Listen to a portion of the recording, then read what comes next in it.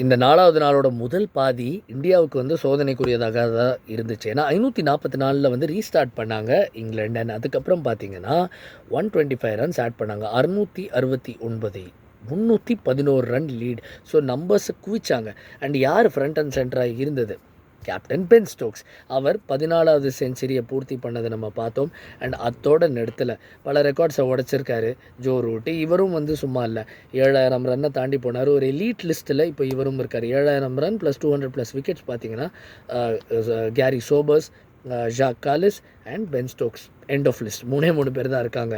அதில் கேலிஸ்க்கு வந்து ஸ்பெஷல் மென்ஷன். ஆல்மோஸ்ட் 300 விக்கெட்ஸ் எடுத்திருந்தார். அதுவும் 13000 ரன் மேலே அடிச்சுட்டு ஆல்மோஸ்ட் 300 விக்கெட்ஸ், 292 விக்கெட்ஸ் எடுத்திருக்காரு கரியரில். But Ben Stokes is not done yet. அவரும் எக்கச்சக்க விக்கெட்டுகளை குவிச்சுக்கிட்டு இருக்காரு. இதே வீச்சு தொடர்ந்ததுன்னா அவர் அதையும் செய்யலாம். அண்ட் இந்தியாவுக்கு எவ்வளோ சவாலான ஒரு பீரியட் பாருங்கள். லஞ்சுக்கு முன்னாடி ஒரு சில ஓவர்ஸ் நெகோஷியேட் பண்ணும். முதல் ஓவரே கிறிஸ் வோக்ஸ் வந்தார். டமால்னு 2 விக்கெட் எடுத்தார். ஒரு பக்கம் யஷஸ்வி ஜெயஸ்வால் அவுட்டு, மறுபக்கம் சாய் சுதர்ஷன் வந்தார், அவரும் காலி. கேஎல் ராகுல், அதுக்கப்புறம் சுப்மன் கில். லஞ்சுக்கு முன்னாடி ஒரு ட்ரிக்கி பீரியடை நெகோஷியேட் பண்ணுவது மட்டும் இல்லாமல் அதுக்கப்புறம் இன்றைக்கி ஆல் அவுட் ஆகாமல் பார்த்துக்கணும். இந்த மாதிரி பல்வேறு விஷயங்கள் இருக்கணும். பட் அவங்க எல்லா நல்ல இன்னிங்ஸும், நல்ல பார்ட்னர்ஷிப்பும், நல்ல விஷயங்களும் வாழ்க்கையில் எப்படி செய்வாங்களோ அந்த மாதிரி தான் செஞ்சாங்க. 1 at a time அந்த மொமெண்ட்டில் இருந்தாங்க. அந்த மொமெண்ட்டை வந்து முழுசாக உணர்ந்து, அந்த ஆபத்தை உணர்ந்து ஆடினாங்க. சில இடத்துல ரன் தேக்கம் ஏற்பட்டது. அவங்களோட ஸ்கோரிங் ரேட் குறைவாக இருந்தது. 3 ரன்னு கீழே அடித்தாங்க டீக்கு அப்புறம் நிகழ்ந்த செஷனோட முதல் 1 மணி நேரத்தில். பட் அதை பற்றிலாம் கவலையப்படலை. அயராமல் ஆடிக்கிட்டே இருந்தாங்க கேஎல் ராகுல் மற்றும் சுப்மன் கில். அண்ட் அது இந்தியாவுக்கு லேசாக நம்பிக்கை துளிர்த்திருக்கு.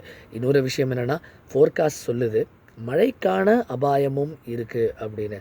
ஸோ இதுவும் கைகூடி வந்ததுன்னா இந்தியா வில் பிலீவ். மழைக்கான அபாயம்ங்கிறது 5வது நாள். பட் அட் த மோமெண்ட் ராகுல், சுப்மன் கில் ஓட உதாரணத்தை மற்ற இந்தியன் பேட்டர்ஸ் கடைபிடிக்கணும்னு பார்ப்பாங்க. அகேன் மறந்துட வேண்டாம், ரிஷப் பந்தோட காயத்தின் காரணமாக அவர் ஆடுவாரா அப்படிங்கிறது நமக்கு இன்னும் தெரியாது.